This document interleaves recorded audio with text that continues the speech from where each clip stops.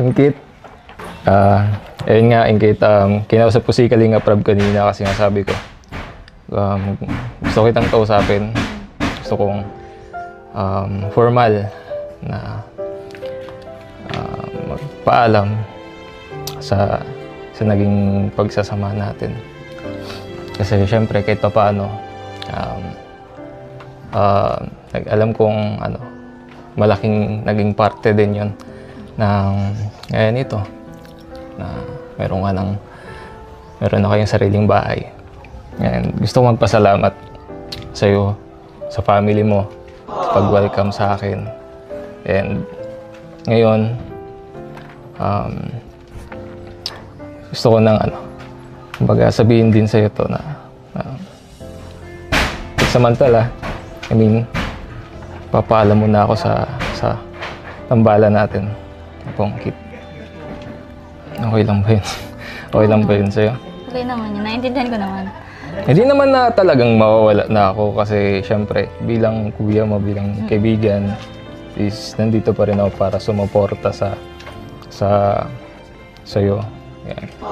Di naman na kumbaga pag may kailangan ka, pwede ka pa rin lumapit sa akin. So yun, salamat pong, nagpapasalamat ako sa suporta mo sa family namin. At kung hindi naman dahil dun sa love team natin, hindi magiging totoo to. Kaya salamat din sa suporta mo sa akin. Uy, grabe. Malapakan ko sila guys. Yan. Ayan, Ingkit.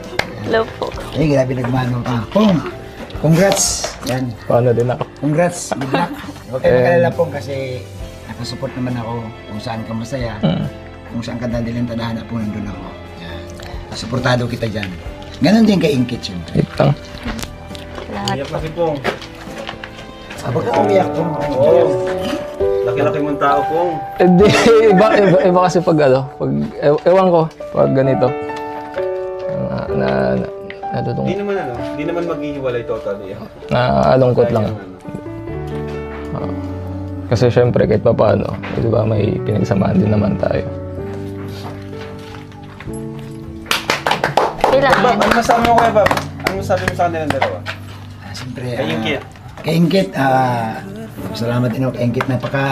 Napakamasayahing tao.